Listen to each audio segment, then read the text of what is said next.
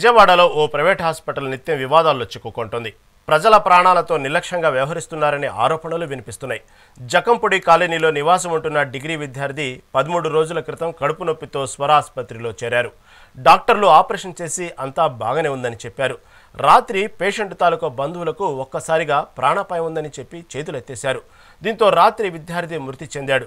రోగి తాలూకా బంధువులు పోలీస్ స్టేషన్లో ఫిర్యాదు చేశారు. ఇక స్వర ఆసుపత్రి ముందు ఉద్రిక్తత పరిస్థితులు నెలకొన్నాయి. బాధిత బంధువులు ఆసుపత్రి ఎదుట ఆందోళనకు దిగారు.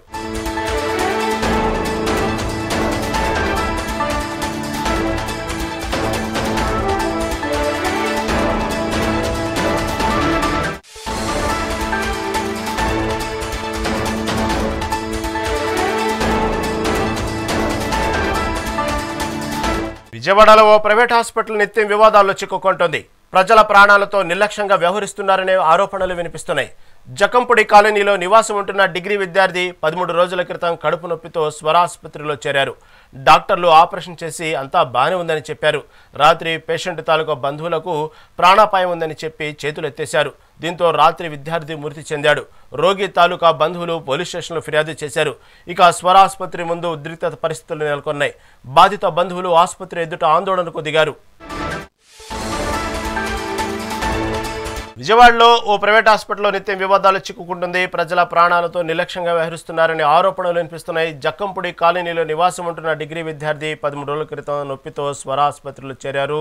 డాక్టర్లు ఆపరేషన్ చేసి అంతా బాగానే ఉందని చెప్పారు. రాత్రి పేషెంట్ తాలూకా బంధువులకు ప్రాణాపాయం ఉందని చెప్పి చేతులెత్తేశారు. దీని గురించి మరింత సమాచారం మా ఏపీని పెట్టేట నరేంద్ర అందిస్తారు. నరేంద్ర, చెప్పండి, స్వర ఆసుపత్రిలో ఏం జరిగింది? వాస్తవంగా ఎవరైతే విద్యార్థి 13 రోజుల క్రితమే కడుపుల నొప్పిని అతను హాస్పిటల్లో జాయిన్ అవ్వటం, మొదటిగా ఒకసారి సర్జరీ జరిగిందని తెలుస్తూ ఉంది. మళ్ళీ రెండో సర్జరీ కూడా వాళ్ళ తల్లిదండ్రులు చెప్పబెట్టకుండా సర్జరీ చేశారు. అనేక వివాదాలు, అనేక వార్తలు వస్తున్న నేపథ్యంలో తాజా అప్డేట్ ఏం జరిగింది అక్కడ? రహీం, విజయవాడలో మరో దారుణం జరిగింది. స్వర ఆసుపత్రిలో 13 రోజుల క్రితం కడుపు నొప్పితో జాయిన్ అయినటువంటి జక్కంపూడి కాలనీకి చెందినటువంటి ఒక విద్యార్థి ఈ రోజు చనిపోవడంతో వారి కుటుంబ సభ్యులంతా కూడా ఇక్కడ ఆందోళనకు దిగారు. మొత్తంగా హాస్పిటల్ యాజమాన్య నిర్లక్ష్యం వల్లే, ముఖ్యంగా డాక్టర్ల నిర్లక్ష్యం వల్ల ఈ విధంగా జరిగిందంటూ ఇప్పుడు వాళ్ళు ఆందోళన దిగారు. వెంటనే ఇక్కడ ఉద్రిక్త పరిస్థితులు నెలకొనడంతో పోలీసులు కూడా ఇక్కడికి వచ్చి దీన్ని పూర్తిగా కూడా అదుపులోకి తీసుకొచ్చారని చెప్పుకోవచ్చు. అయితే దీనికి సంబంధించి అసలు ఏం జరిగింది, ఇక్కడ కడుపు నొప్పితో వచ్చినటువంటి వ్యక్తి ఎందుకు చనిపోయాడు ఏంటి అనేది వాళ్ళ కుటుంబ సభ్యులను తెలుసుకునేటువంటి ప్రయత్నం చేద్దాం. అమ్మ, చెప్పండి, ఏం జరిగింది అసలు? నేను పేషెంట్ కి ఆ రోజు 18వ తారీఖు నైట్ కడుపులో నొప్పి వస్తుందని రాత్రి 11:30కి ఇక్కడ మేము హాస్పిటల్ తీసుకొచ్చి అడ్మిట్ చేసిన తర్వాత స్కానింగ్ లైట్ తీశారు. ఆపరేషన్ చేయాలమ్మా, కడుపులో కొంచెం ఇన్ఫెక్షన్ ఉంది, అర్జెంట్ గా చేయాలి అంటే చేపించాము. చేపించిన తర్వాత ఆపరేషన్ సక్సెస్ అయిందమ్మా, బాగానే ఉంది అని చెప్పాను. అనిన తర్వాత నెక్స్ట్ డే క్యాజువల్ వార్డ్, అదే జనరల్ వార్డ్ కి షిఫ్ట్ చేసేసాం. థర్డ్ డే మోషన్స్ అవుతున్నాయి సార్ అని అంటే, మోషన్ అయితే ఆపరేషన్ సక్సెస్ అయినట్టే అమ్మా, రేపో ఎల్లుండో మేము డిశ్చార్జ్ ఇచ్చేస్తాము, అంతా బాగానే ఉంది, మీ అబ్బాయికి ఏం ప్రాబ్లం లేదు అని చెప్పాను. సరే, హ్యాపీగా ఫీల్ అయిన తర్వాత 4th డే ఏమైందంటే ఆయనకి 15 స్టిచెస్ పట్టాయి, 15 కుట్లు పట్టాయి. ఆ 15 కుట్లలో నుంచి నీరు రావడం మొదలైంది.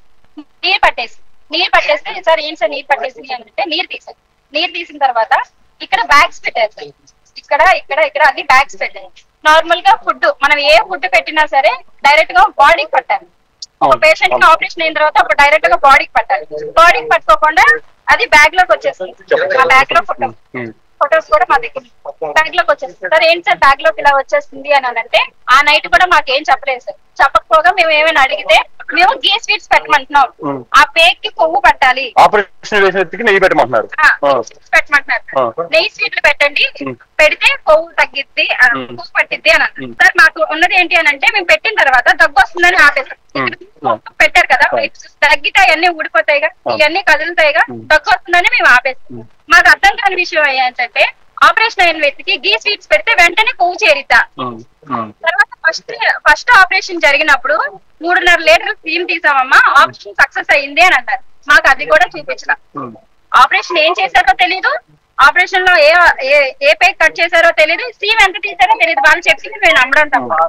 సరే, అది అయిపోయింది. 5th డే 6th డే ఇంకా అలాగే ఉండేటప్పటికి మేము గట్టిగా అడిగితే, మేమంతా అడిగితే మా అన్నయ్య గాని, నేను గాని, వదిన గాని, ఆ పేరెంట్స్ గాని, మేము గాని అడిగితే మాకు చెప్పకపోగా మమ్మల్ని ఇంకా ఎటకారంగా సమాధానాలు చెప్పేవారు సార్. చెప్తే ఇంకా మేము మాకు తెలిసిన వాళ్ళందరినీ తెచ్చుకున్నాం. వాళ్ళు తీసుకొచ్చి పెద్ద వాళ్ళతో మాట్లాడితే అప్పుడు చెప్తున్నారు ఆపరేషన్ ఫెయిల్ అయింది అని.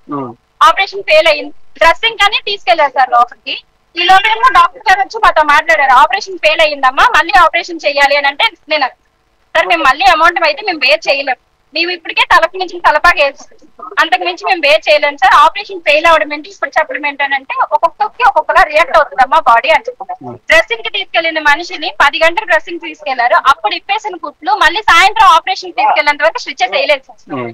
నార్మల్ గా ఒక గాయం జరిగితే మనకి లోపల ఇన్ఫెక్షన్ అయిపోతుంది, అలాంటిది 15 కుట్లు పొట్టంతా చీల్చేసింది, లోపల ఎంత ఇన్ఫెక్షన్, ఇప్పటికే ఆల్రెడీ ఇన్ఫెక్షన్ ఉంది అని అంటున్నారు, మరి ఎంత పెయిన్ అనుభవించి ఉంటాడు సార్. ఆపరేషన్ కి తీసుకెళ్లారు, ఆపరేషన్ తీసుకెళ్లి మా 4 తీసుకెళ్లిన మనిషిని 8:30 ఆ టైంలో ఇచ్చారు.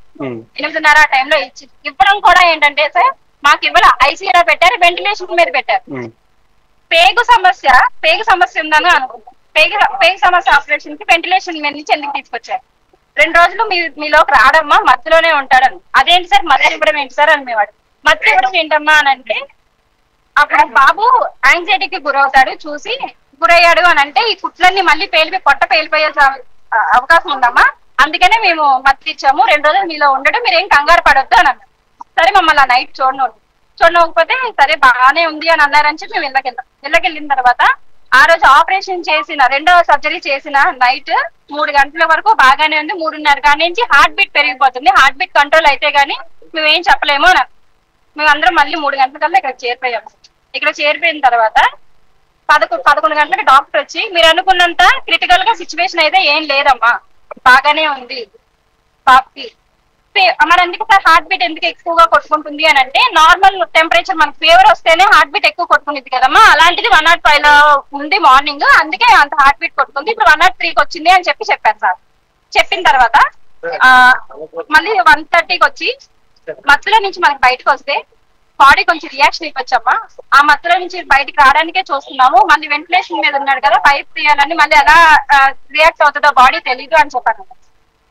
1 గంటకు వచ్చి మత్తులో నుంచి మనకి బాడీ రియాక్షన్ ఇస్తుంది అని చెప్పిన మనిషికి మళ్ళీ నైట్ 12 గంటలకి మేము 10 వరకు ఇక్కడే ఉన్నాం కదా సార్, 6 కాడి నుంచి 7 వరకు కదిలికి వస్తే మా అన్నయ్యని పంపించారు, ఎందుకంటే ఆ మనిషి అలా కుప్పకూలిపోయి ఉన్నాడు, ఎందుకంటే మాకు లేక పుట్టాడు సార్, మాకు లేక ఎన్నో పూజలు వ్రతాలు చేస్తే లేక పెళ్ళైన 10 సంవత్సరాలు పుట్టిన పిల్లాడు, ఆ మనిషి అలా కుప్పకూలిపోయాడు, ఆడొక్కడే మాకు వారసుడు, ఇంకో మనిషి కూడా లేరు మాకు.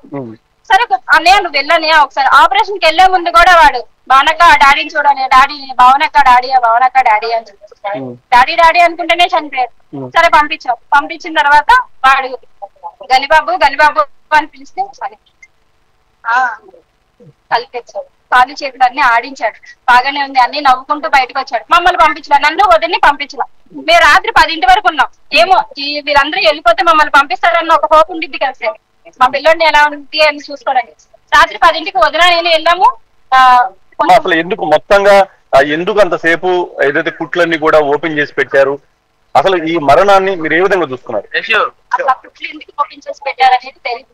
ఫస్ట్ సార్ ఆపరేషన్ కూడా మేము అనుకుంటుంది అయితే చేయలేదు మన ఆపరేషన్, మహా అయితే అందులో ఉన్న చీము ఇన్ఫెక్షన్ తీసారేమో తప్ప ఫస్ట్ సార్ అయితే ఆపరేషన్ చేయలేదు. మేము గట్టిగా అడిగితే వాళ్ళు మాత్రం 2వ ఆపరేషన్ చేశారు, దానికి ముందు ఓపెన్ చేసేది లేదు. మరి అది మేమైతే డబ్బు కోసమనే అనుకుంటున్నాం సార్, డబ్బు కోసమనే అనుకుంటున్నాం. నాకైతే మేజర్ పాయింట్స్ కొన్ని కావాలి సార్. ఒకటి, మత్తులో నుంచి బయటకు వస్తుంది అన్న మనిషిని మళ్ళీ రాత్రి 12 గంటలకు మత్తు ఎందుకు ఇచ్చారు? 2, ఫస్ట్ సారి సర్జరీ జరిగినప్పుడు మనకి చిన్న ఆపరేషన్ జరిగిన అమ్మ లోపల ఇది ఉంది, బాబు దీనికి బాధపడుతున్నాడు, ఇదిగో మేము తీసాము, అది చూపించాలి, మాకు అది చూపించలా. 3.5 లీటర్లు కూడా దీన్ని తీసామన్నారు, అది చూపించాలి, అది చూపించలా. అప్పుడెందుకు చూపించలేదు? 2వసారి ఆపరేషన్ ఎందుకు చేయాల్సి వచ్చింది? ఆపరేషన్ చేసిన తర్వాత మత్తులో నుంచి బయటకు రావాల్సిన మనిషిని మళ్ళీ మత్తులోకి ఎందుకు పంపించారు? 10 గంటల వరకు బాగున్న మనిషి 10 గంటల నుంచి 1 గంట మధ్యలో ఏం జరిగింది? ఆ 2 గంటల మధ్యలో ఏం జరిగింది? మాకున్న డౌట్ ఏంటంటే మా పిల్లడి బాడీలో ఆర్గన్స్ ఉన్నాయని కూడా డౌట్ వేశారు మాకు. టెస్ట్లు కూడా కావాలి. మేము అడిగాం, ఏమన్నా అంటే సార్ ఇప్పటికే మేము తలకు మించిన తలపాగా వేసాం సార్, మేము ఇంకా అమౌంట్ కట్టలేము, మేము అమౌంట్ పే చేసుకోలేము సార్, మళ్ళీ ఆపరేషన్ అంటే మా వల్ల కాదు సార్ అంటే మీరు రూపాయి పే చేయొద్దు, మీరు ఇప్పుడు ఆపరేషన్ కో అంటే మేమే చూస్తాం, ఆఖరికి డ్రెస్సింగ్ కి రూమ్ రెంట్స్ కూడా ఇవ్వద్దు అన్నారు సార్ వాళ్ళు. చనిపోయిన తర్వాత ఏంటి అసలు డాక్టర్ కలిసారా మీరు? లేదు సార్, 1 గంటకి మాకు ఫోన్ వచ్చింది, అందరం వెళ్ళిపోయాం. అన్నయ్య అన్న తమ్ముడు ఇద్దరే ఉన్నారు. మా అన్నయ్య మా తమ్ముడు ఇద్దరే ఉన్నారు. అందరూ అన్ని రోజులు 10 రోజుల నుంచి మేము అందరం హాస్పిటల్లోనే ఉన్నాం సార్. ఇన్ని రోజులు ఉన్నారు కదా, ఈ రోజు కొంచెం నవ్వాడు కదా, చూసాడు కదా, మీరు ఇళ్ళకి వెళ్ళండి అంటే రాత్రి 10 గంటలకు వెళ్ళాం సార్. మేము ఇళ్ళకి చేరుకునేటప్పుడు 11:30 అయ్యింది. 11:30 అయిన తర్వాత 1 గంటకి ఫోన్ వచ్చింది సార్. 1:30 మళ్ళీ అందరం ఇక్కడికి వచ్చేసాం. వచ్చి రాగానే మనిషిని నార్మల్ గా లోపలికి పంపించారు. లోపలికి పంపించకపోగా ప్యాక్ చేసామా పంపించేమా డాక్టర్ వచ్చి ఏం జరిగిందో మాతో చెప్పకుండా మీరు ఎలా ప్యాక్ చేస్తారు? అదేమో లగేజ్ ప్యాకెటా మీరు ప్యాక్ చేయడానికి? అంబులెన్స్ ఎందుకు రెడీ పెట్టారు? సరే 2-3 hours ప్రాసెస్ ఉంటుంది సార్. ఎలాంటి పర్సన్ కైనా సరే 2-3 hours ప్రాసెస్ ఉంటుంది. ఏ ప్రాసెస్ మీరు ఎలా పంపించేస్తానంటారు? అయితే బాబు బాడీలో ఏ ఆర్గన్స్ ఉన్నాయో ఏ ఆర్గన్స్ లేవో అసలు ఏంటో మొత్తం మళ్ళీ మాకు కావాలి సార్. తర్వాత నెక్స్ట్ ఏంటంటే ఈ హాస్పిటల్ అయితే రన్ చేయడానికి ఇంకా వీలు లేదు. మా లాంటి కడుక్కోతే ఇంకొకటి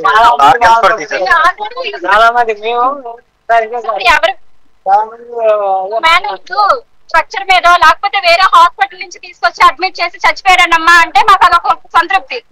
తిప్పాం నడుచుకొని వచ్చాడు సార్. నవ్వుకొని నడుచుకొని వచ్చి లోపలికి వెళ్ళాడు. మాకు ఈ పాయింట్లు కావాలి సార్. మీరు చివరికి ఎప్పుడు మాట్లాడారు అతనితో? అసలు మొత్తంగా డాక్టర్లు ఏమంటున్నారు రాత్రి నుంచి కూడా? అయితే ప్రెసెంట్ అయితే డాక్టర్ అయితే ఎవరు 1:30కి ఇలాగ అయిందని తెలిసింది. మేము అమ్మటిని వచ్చాము.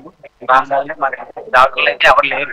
అప్పుడు దాకా ఉన్నారు డాక్టర్, ఎవరైతే సర్జరీ చేశారో ఉన్నారు. కానీ మా వాళ్ళు మా రిలేటివ్స్ వాళ్ళు వస్తున్నారు అనగానే ఇంకా డాక్టర్ అయితే కనిపించలేదు సార్. డాక్టర్ కనిపించలేదు. మేము చనిపోయాడు కదా అని ఆ బాధలో వచ్చాం సార్ చూద్దాం. కనీసం చనిపోయాడని కూడా మినిమం కామన్ సెన్స్ కూడా లేకుండా వచ్చారు. బాడీని ఎప్పుడు తీసుకెళ్తారు? మీ వాళ్ళు వస్తున్నారా, తీసుకెళ్తారా? అంతే. మాకు చనిపోవడం ఏదైనా మాకు అనవసరం. ముందైతే మీరు ఎక్కడి నుంచి బాడీ తీసుకెళ్ళిపోండి. ఆ సూపర్వైజర్ కూడా ఇప్పుడు దాకా ఇక్కడే ఉన్నారు. సెకండ్ టైం కూడా మొత్తంగా ఇది చూసాం. ఏదైతే ఈ హాస్పిటల్ కి సంబంధించి స్వర హాస్పిటల్ మీద అనేక ఆరోపణలు ఉన్నాయి. గతంలో కూడా చాలా ఇలానే జరిగాయంటూ కూడా ఇక్కడ విజయవాడలో పెద్ద ఎత్తున చర్చ జరుగుతున్నటువంటి హాస్పిటల్స్ లో ఇది కూడా ఒకటి. అలాంటి హాస్పిటల్లో పేషెంట్ నడుచుకుంటూ వచ్చినటువంటి పేషెంట్ చనిపోవటం, ముఖ్యంగా వారి కుటుంబ సభ్యులకి పూర్తి స్థాయిలో సమాచారాన్ని ఇవ్వకుండా 13 రోజులుగా ఆ మనిషి నరకం అనుభవించే విధంగా చేసి ఇక్కడ చంపేశారంటూ కూడా వీళ్ళంతా కూడా బాధపడుతున్నటువంటి పరిస్థితి ప్రస్తుతం స్వర హాస్పిటల్ ముందుంది. ఉదయాన్నే ఎప్పుడైతే వీళ్ళకి సంబంధించినటువంటి బంధువులంతా ఇక్కడికి వస్తున్నారో, ఇక్కడికి వచ్చి వీళ్ళు ప్రశ్నిస్తారనే విషయం తెలుసుకున్న తర్వాత హాస్పిటల్ సిబ్బంది వెంటనే పోలీసులకు సమాచారం ఇచ్చారు. పోలీసులు కూడా పెద్ద ఎత్తున ఇక్కడికి చేరుకున్నారు. పోలీసులు కూడా మొత్తం హాస్పిటల్ నిండా కూడా పోలీసులే ఉన్నారు. అయితే వీళ్ళందరినీ కూడా అసలు ఆ డాక్టర్ ఎవరైతే ఉన్నారో, వైద్యం చేసిన డాక్టర్, అతను బయటికి రావాలి. బయటకు వచ్చి ఏం జరిగింది, అసలు ఆ పేషెంట్ ఎందుకు చనిపోయాడు, నడుచుకుంటూ లోపలికి వచ్చినటువంటి వ్యక్తి ఈ రకంగా 13 రోజులు ఇక్కడ నరకం అనుభవించి చనిపోవటం, దానికి కీలకంగా వ్యవహరించినటువంటి డాక్టర్లు ఎవరైతే ఉన్నారో వాళ్ళు పూర్తి స్థాయిలో కూడా మాకు సమాచారం ఇవ్వాల్సిందే. వాళ్ళ మీద కఠినంగా చర్యలు తీసుకోవాలంటూ ఎవరైతే చనిపోయినటువంటి పేషెంట్ ఉన్నారో వాళ్ళ బంధువులు ఇక్కడ పెద్ద ఎత్తున ఆందోళన చేస్తున్నటువంటి పరిస్థితి ఉంది. Rahim, thank you for update.